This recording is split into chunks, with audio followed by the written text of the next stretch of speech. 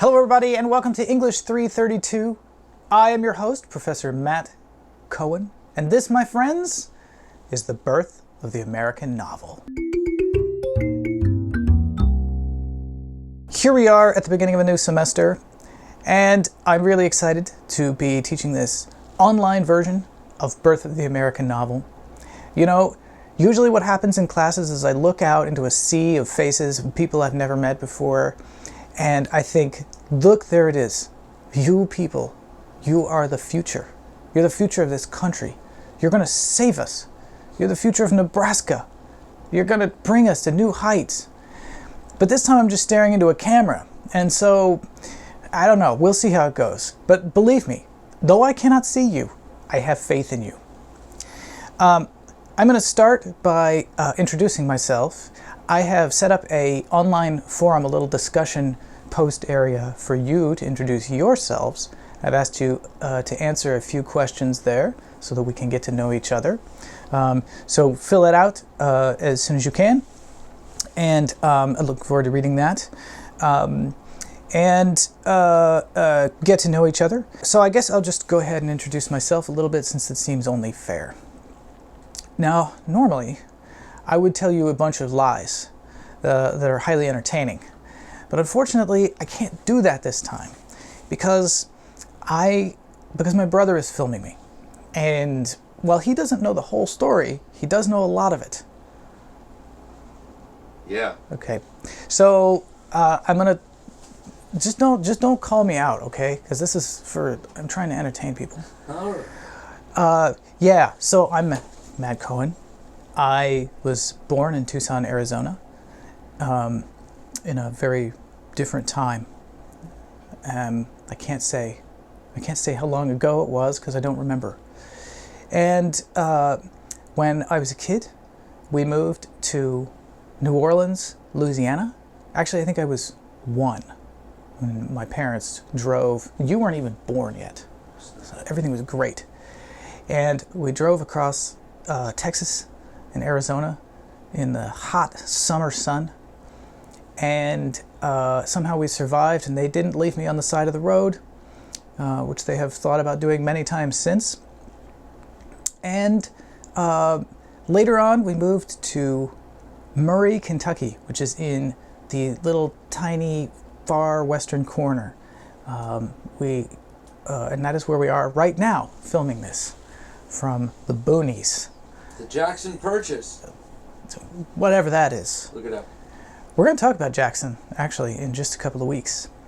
And went to public school here, out the boonies. And then what had happened? I went to college at a little total hippie school in Ohio called Oberlin College, where, this is the part where I have to admit some things. What I have to admit is this.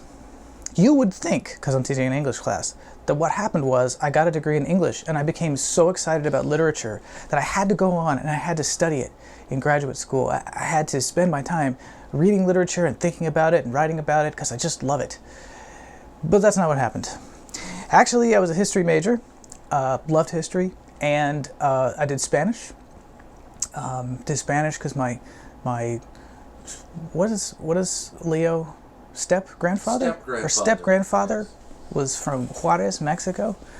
Así que hablé español de mi niñez.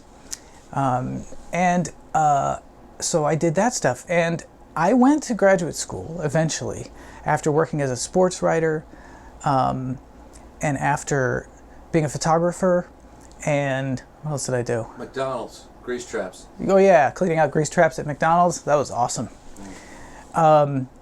And I didn't really know what I was interested in. You know, I went all the way through college, and I don't know, some of you may feel this way. And there were things I could do, things I was less good at, but it didn't seem to tell me anything about what I ought to do with my future. And so what I ended up doing was, you know, stuff that made me money and stuff that I didn't hate. And then one day, I was there covering a high school football game, and it was one of the fancy ones. It was like Westlake, right? This is like Ohio, they're as passionate about it as in Nebraska, okay? And I'm sitting there at the football game, and I've got my little notepad, and I've got my little tape recorder to interview the coach after the game, and I got my little stat sheet to keep track of all the stats. And I look over to my right, and there's this dude who's like maybe in his 50s. And, he's kind of looking over the roster. He's got his notepad. He's got his tape recorder. He's got his stat sheet. And I was like, Then I looked over down next to him, and there was this dude with a giant white beard and white hair who's super old, eating the free pizza and joking with the guy that did the scoreboard. He had his notepad. He had his stat sheet. He had his little tape recorder for the interviews. And I thought, I got to do something. I got to get out of this. So I went to graduate school.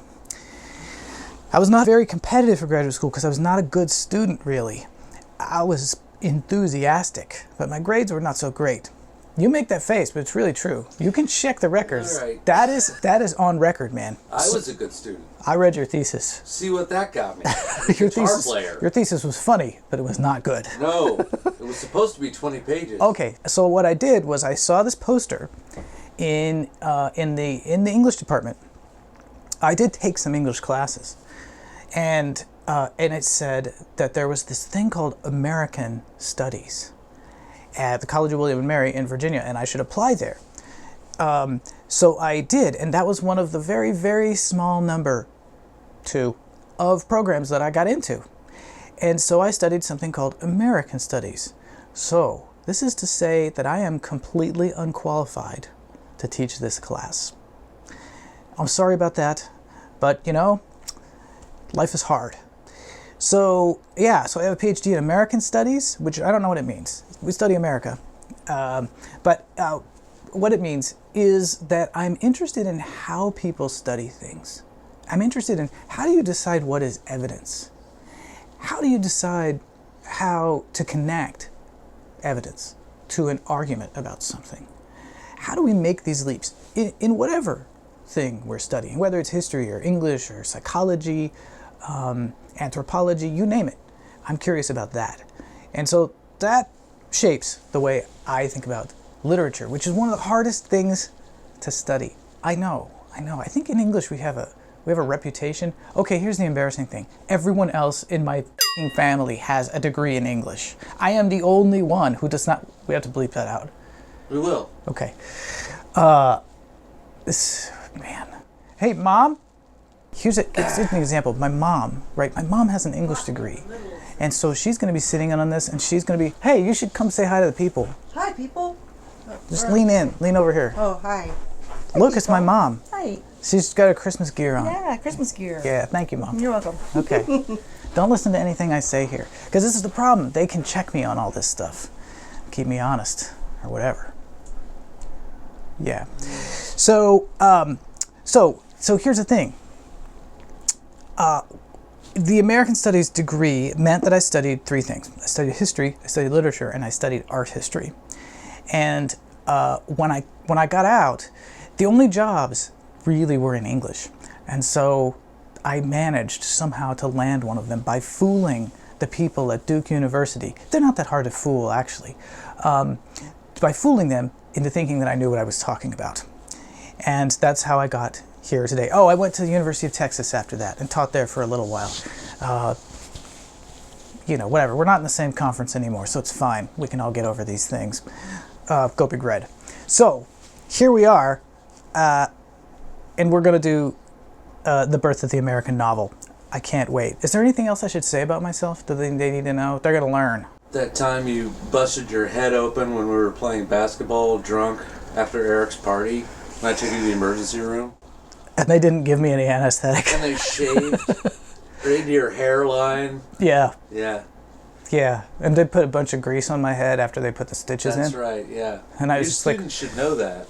I walked around like this for like days. Yeah. They were laughing at me because I was inebriated. And I was like, aren't you going to give me something to make it not hurt when you stick the needle in my head? And they were like, ha, ha, ha, ha. Did I bleed on your car seat? It wasn't my car. It was Mom's car. Okay. That's enough about me. So, yes, in the discussion section, tell me stories about yourselves. As you can imagine, I'm very eager to hear them, especially right now. So, what are we going to do? I'm going to talk about the syllabus. Okay, how's this work? We've got an online class. Canvas is your friend. And if you found your way to this lecture, you've already mastered 9/10 of what you need to know. But let me talk a little bit about how I'm imagining the structure of this class is going to work. There are kind of three major components to the class in terms of the stuff that I need you to do. The first major component, which is worth half the grade, there's going to be two examinations. There's going to be a midterm examination, and there's going to be a final examination. These are going to be open book essay exams, obviously, because there you are. What can I do? And we'll talk a little bit more about those. Probably I'll be sending you announcements describing how that's going to work ahead of time so that you can prepare. But the best way to prepare is read the stuff, watch the lectures, do all the other things that are required for the course, and you will be ready for the exams. The second big component is participation. I want you to share how you're reacting to these works. I want you to interact with your fellow students on the discussion boards. There are an infinite number of observations about these texts. The big outlines I'm going to be talking about in the lectures. But the discussion board is where we're really going to get into the intricacies. We're really going to kind of figure out, how are these novels working? What are they doing to us? The basic deal is this. None of us invents language. It's always there ahead of time, right? Before you're born, there is the language. These words, Ralph Waldo Emerson, God help him, says that words are fossil poetry. Right? And by that he means that each word contains within it generations and generations and generations of meanings that changed over time and built up like layers of sediment over time. Every word carries with it 1,000 associations and a deep, deep history. We sometimes invent words, Kofif. Yeah, but we don't always mean to. Even when we do, it takes a long time for them to come around, and we can watch the meanings change, right? All of a sudden, a few years ago, all of my students started saying, "Oh, that's so random," right? And I was like, "What do you mean random?" They're like, "Oh, look at the sentence in Melville. It's so random." I'm like, "Believe me, it's not random. He worked on that sentence many, many times." It's random started to mean something different, right? It started to mean something like, "Oh, that kind of came out of the blue," or "Wow, this is sort of chaotic," or "He's messing with me," right? So language is changing all the time, but it changes in very, very small ways. So we are always in this condition where some giant thing that came before us, we're speaking it. We are being made by the language. So one of the things that this class is about, and this is why the participation is so important, why getting on the discussion boards and exchanging ideas is so important, one of the things this class is about is taking control of language, is trying to figure out how can we cross that barrier between controlled by words and actually doing something with them actively ourselves. Basic thing that English classes are about. I don't understand it, but I love it, and I know that doing it is the best way to get a handle on it. Okay, so because this is an online class, unfortunately, also in addition to that, there are going to be some quizzes to make sure you're doing the reading, and also, I suppose, to show you my sense of humor. So there will be some quizzes, and I'm going to try basically to kind of alternate these from weeks. So some weeks there'll be quizzes, some weeks there'll be discussion, and you will have fewer of those kinds of things during weeks when either a paper is due or when an exam is due, which brings me to the final component of the grade, which is essays, which are 25% of the final grade. You're going to write 2 5-page essays, and I will be in the assignments section, there will be descriptions of what those paper topics will be. They will probably, you'll probably have an option of one of two things. One will be a creative assignment and one will be a critical assignment. You can kind of choose whatever you're the most comfortable with. I want to see you thinking. I want to watch you engaging in critical and interesting ways with material that you're passionate about. And so that's why I've designed them this way. I'm just more excited when you're doing stuff that you're enjoying and showing up on the discussion boards, and I'm going to respond on the discussion boards. So I'm going to get on there and I'm going to be, what I'm asking you to do, basically, as you'll see, I'm asking you to write a post in response whenever there's a discussion assignment, and then I'm going to ask you to read over your. You're going to be in groups, right? There's going to be groups that have, I think, 5 of you, probably 5 or 6 of you together. I'm going to ask you to read within your group the posts that your fellow classmates have put up there, and then I'm going to ask you to respond at least once to those so that we get a discussion going. And I will hop in and I will look at what has been said. And sometimes I'm just going to be like, yeah, man, that's really cool. That's interesting. Or I'll say something like, whoa, that's completely and totally wrong. Actually, this is what happened. Or I'm going to, hey, Mom. Let's take a picture of you. What? Teaching. A video. We'll edit Jesus. all this. We'll edit all of this out. Don't you worry, brother. Am I even here? I have a script. I have an avatar of your face you're going to use for all of this. Happy New Year's hat. Hashtag emoji. Hashtag Okay. avatar. Yeah, so you have to respond, and that will get us some discussion going. It's possible that I will call your attention to other parts of the discussion if there are interesting things going on that it's good for us to know about. Like I said, these novels are complex. They are not, however, very long. We'll talk about that in a moment. Okay, what else do we have? I hate books about musicians.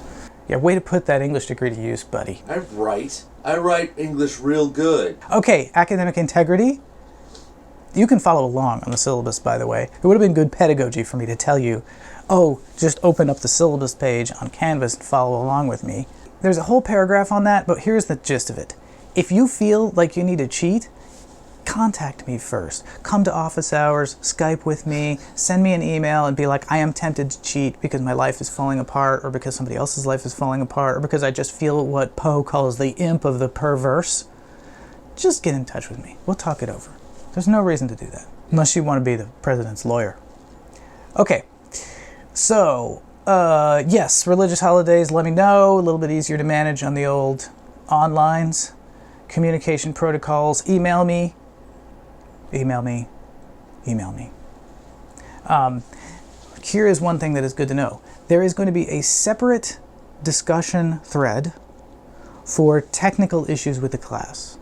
So if you're having a problem downloading the video or any of the texts that are there, if you're having trouble getting a hold of one of the books or whatever it is, anything that's kind of technical that's not actually about the content of the course, post something there. I'll be watching that all the time and I will respond there. Very often, if you're having trouble with it, somebody else is too. So don't be shy. If you're having, don't be like, oh, I don't know, maybe I don't know how to use it. Just post away or email me. I will respond to you and we'll get it worked out. That is assuming that I know what I'm doing with Canvas. That discussion is called Topic Questions About the Course or Canvas. Yes, my office hours are posted on each of the PowerPoints. Contact me. Come see me. In my office hours, I sit there alone, staring out the window and thinking about death. It's not unpleasant, but it is lonely. And when you come see me, I'm reminded about death, that there is a future. And that future is about death. What? That's pretty dark, man. What? I study the Puritans. Yeah. Okay. So come see me. No, this is getting too long. Common courtesy, be good civic subjects on the discussion boards. Required texts, there's 8 novels that we're reading in this course. They are available at the Union, the University Bookstore. Really? It ain't, there is. There's 8 novels, there ain't no more. There used to be more. I cut one of them out because the people last year were like, we can't read Charles Brockton Brown. And so you know what? Oh, I shouldn't have done that. I'm thinking about death. And the other readings are, there are a few other readings, very short readings that we're going to do. Critics and reviews, that kind of thing. Those are linked up from the syllabus. So the course schedule, what I've done is I've put kind of major reading sections into modules. And in each of the modules, you will find a lecture to watch. You will find, unless there's no lecture that week, there's a few weeks where there are no lectures, where we're just going to do everything in the discussion online because we're reading shorter pieces.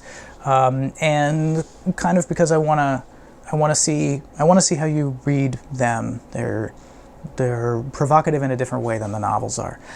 In each of those, there will also be the assignments that you have to do, and all those will be dated. The due dates will be on there. Let me know if you have any trouble seeing that. But most weeks there's going to be a discussion thread to discuss the novel. There's going to be a lecture that you should watch, and then there will be either a quiz or there will be, some other kind of activity. Sometimes a paper due or an examination due. So I will also be posting announcements in order to describe those things ahead of time. But you can look in the assignments section and they will be visible. You can take a look at them well ahead of time and ask me any questions that you want about them. Okay, for the quizzes, you will need to watch the lecture before you take the quiz. That is crucial, because the quizzes will be on both the assigned reading for that week, which you can find in the syllabus, and the lecture. That is the key. I think that's it, man. I feel like those are all the do's and don'ts. Good job. I'm really excited. And I'm really looking forward to seeing what you think about these books. These are sometimes major texts, canonical texts people have been teaching for 30, 40, 50, 60 years. American literature wasn't taught until basically the teens and 20s. It wasn't taught until the 20th century. Nobody ever thought American literature was worth studying at all. It's still new, actually, in the grand scheme of things. But when they did start teaching it, they kind of only taught things like Melville, Hawthorne, the usual suspects, the Hemingways of the world. That stuff is great. We're going to read some of that stuff. But American literature is also full of crazy little corners. People who came up with some zany ideas and decided they needed to write a book about it. And so we're going to read a few of those too, because sometimes they're just as entertaining. Whoa, your cat is here. Okay, I got to take care of this cat. I will see you next time. Watch the second part of the lecture, which is going to be my introduction to the birth of the American novel. Thank you, people.